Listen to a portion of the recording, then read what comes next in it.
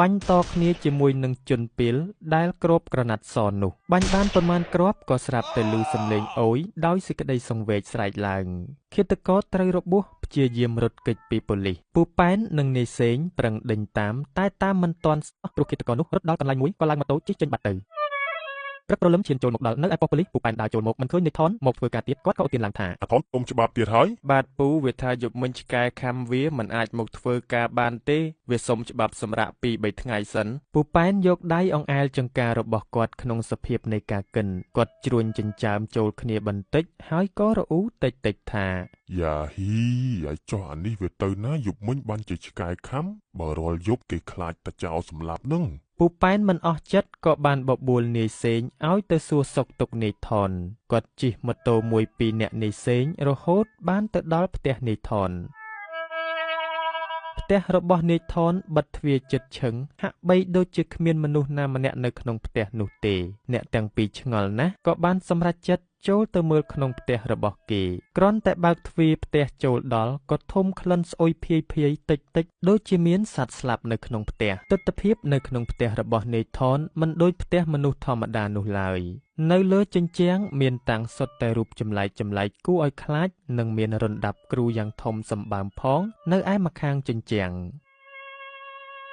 អ្នកទាំងពីរនេះរឹតតែកើតការសង្ស័យទៅលើនាយថនក៏ដើរតាមក្លិនស្អុយដើម្បីរកមើលទីតាំងដែលក្លិនភាយចេញមកពួកគេបានដើរទៅតាមក្លិនលុះត្រាបានទៅដល់កូនពាងធំល្មមមួយគ្របដោយគម្របយ៉ាងចិនដោយសេចក្តីសង្ស័យអ្នកទាំងពីរក៏បានបើកគម្របមើលក្លិនស្អុយដូចជាគម្រោងសាយភាយចេញពីពាងនោះចូលទៅច្រមុះអ្នកទាំងពីរឡើងឆ្លក់ចង់សន្លប់រៀងខ្លួនតែក៏ខំយកដៃច្របាច់ច្រមុះអត់ដង្ហើមបន្តិចដើម្បីពិនិត្យមើលឲ្យជាក់ពួកគេបានឃើញក្របភ្នែកឆ្អឹងម្រាមដៃមនុស្សនិងសាច់មនុស្សដែលនាយថនប្រលះយកមកទុកចោលពេលនេះប៉ូលីសទាំងពីរបានដាក់ការសង្ស័យថានាយថនគឺជាឃាតករហើយនាយថនបានដឹងខ្លួនមុនរត់គេចខ្លួនបាត់ទៅហើយពូប៉ែននិងនាយសេងប្រញាប់ទូរស័ព្ទហៅកម្លាំងឲ្យស្កាត់ចាប់នាយថននៅគ្រប់ច្រកចេញចូលនៅក្នុងភូមិស្រុកនិងបានហៅកម្លាំងឲ្យមកដល់ផ្ទះរបស់គេដើម្បីរៀបចំប្រមូលភស្តុតាងយកទៅទុកធ្វើសំណុំរឿង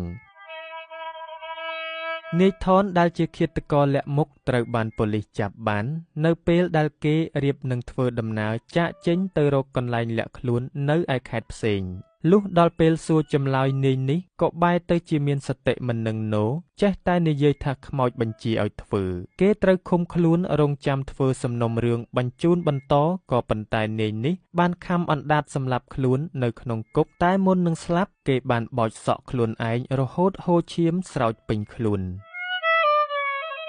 រឿងរ៉ាវរបស់នាយថននេះត្រូវបានអ្នកភូមិនិយាយតគ្នាថាជាមនុស្សដែលត្រូវអំពើអាបធ្មប់ហើយអ្នកខ្លះទៀតក៏និយាយថានាយនេះបែកថ្នាំទើបបានទៅជាធ្វើរឿងបែបនេះពាក្យចចាមអារាមមានបន្តគ្នាមិនដាច់ពីមាត់មួយទៅមាត់មួយដោយពុំមានអ្នកណាដឹងថាហេតុអ្វីបានជានាយនេះធ្វើបែបនេះឡើយចំណែកឯម្ដាយរបស់គេក៏បាត់ខ្លួនក្រោយរឿងរ៉ាវរបស់គេបែកការចំណែកឯពូប៉ែនពេលដែលអ្នកភូមិសួរថារឿងរ៉ាវនេះកើតឡើងយ៉ាងដូចម្ដេចគាត់បានត្រឹមតែឆ្លើយថាប្រហែលជានាយថនរៀនវិជ្ជាអាបធ្មប់ហើយចង់បានមន្តអាគមខ្លាំងបែកទៅជាដើរចាប់មនុស្សយកទៅសែនឲ្យខ្មោចគ្រូដែលកាន់គេទៅហើយរឿងរ៉ាវនេះក៏បានបញ្ចប់ត្រឹមតែប៉ុណ្ណេះឯងហោង